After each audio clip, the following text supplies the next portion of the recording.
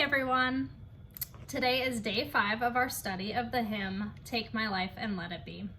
If you've been joining us throughout the week, Pastor Jared has been walking us through the text of this beautiful hymn, some of the scripture references, and also what it means for our life. And so today I have the privilege of talking a little bit about the background behind this hymn and also doing some singing with you today.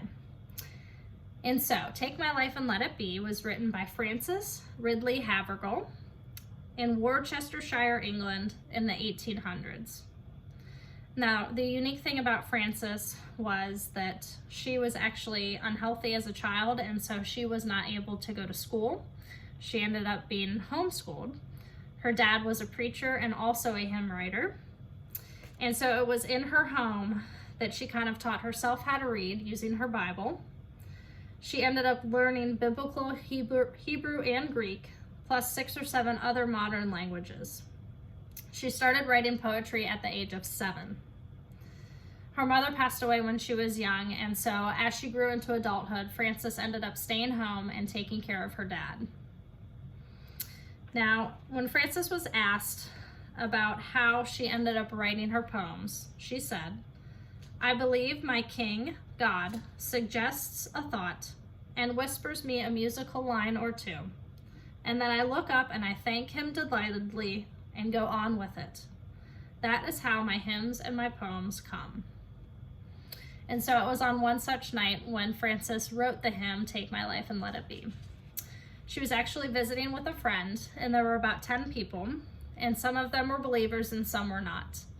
And so the last night of her visit, 2 of the friends ended up devoting their lives to Christ. And it was that night that Frances was so excited that she couldn't sleep. And so this is what she said about that night.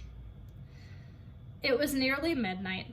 I was too happy to sleep and passed most of the night in praise and renewal of my own consecration. And these little couplets formed themselves and chimed in my heart one after another, till they finished with, ever only all for thee." And so it was on that very night that Frances wrote the hymn, Take My Life and Let It Be. Now, Frances is quoted with saying, God gives us all of these gifts, that all of these things may be dedicated to him, sanctified by him, and used by him. Whatever he has given, he will use if we will let him. And so I would like us to take a look at this hymn tonight. Now, the unique thing about this hymn is that there are actually 5 arrangements of this hymn in my hymn fake book. So what I would like to do is kind of quiz you a little bit to see if you can figure out which one is the hymn version that is in our United Methodist hymnal. And so here is your first option. This tune name is called the Consecration Hymn. And this was written by William Jude. Let's see if this one sounds familiar. Take my life and let it be consecrated, Lord, to thee. Take my moments and my days, let them flow in ceaseless praise. Beautiful hymn. Does it sound familiar? No, but it is lovely. Okay, so here is our second option. This one was actually, the tune was composed by Mozart. Take my life and let it be consecrated, Lord, to thee. Does this one sound familiar? No, not this one either. Taking a look at option number 3. Now this one is fun. This is actually the only arrangement of this hymn that also has a refrain with it. So I really like this one. Here's how this one goes.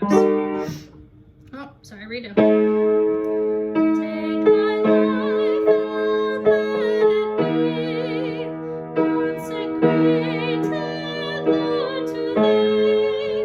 Take my hands and let them move at the impulse of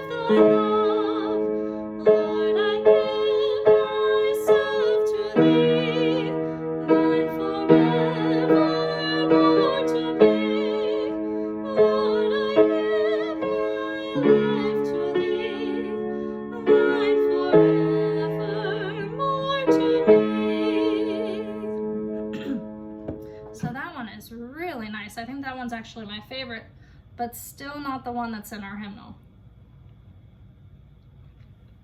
Okay, so let's take a look at option 4. I think this one might be familiar. Take my life and let it be consecrated, Lord, to Thee. Take my moments and my days, let them flow in ceaseless praise. Let them flow in ceaseless praise. Does that one sound familiar? Well, it should. But actually, this is not the version of Take My Life and Let It Be that's in our hymnal. But the tune from this song, called Hendon, is actually the tune that is used for the song Ask Ye What Great Thing I Know. Ask ye what great thing I know, that delights and stirs me so. So you see, you have the same tune that has actually had 2 different hymns set to it. And so this is kind of a unique thing in our hymnal. When you're looking at your hymn, if you go to the bottom of the page, you will see where it says who wrote the words and who wrote the hymn. And then over here on the side, you have the tune name, which is Hendon. And so you can go to the back of your hymnal and you can look by tune name and you can see all of the hymns that have used that tune.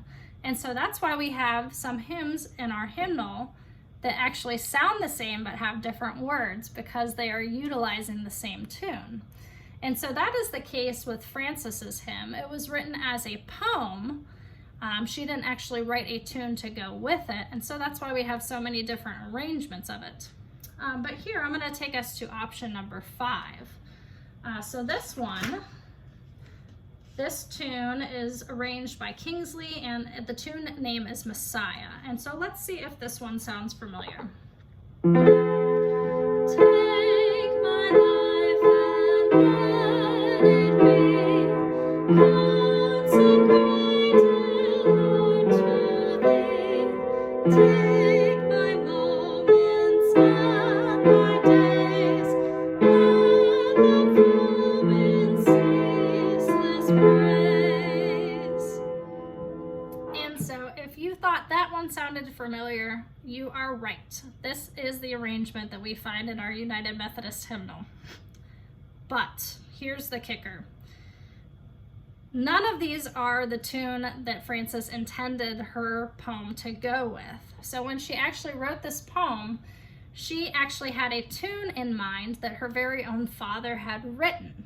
Unfortunately, it's not very singable, and so you don't actually see it in any of our hymnals.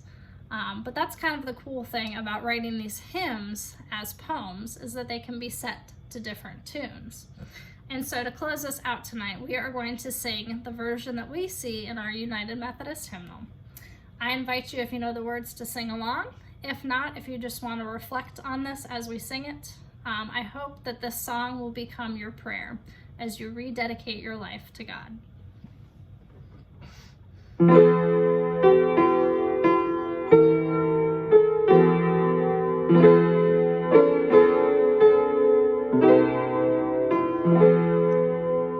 Take my life and let it be consecrated, Lord, to Thee. Take my moments and my days, let them flow in ceaseless praise. Take my hands and let them move at the impulse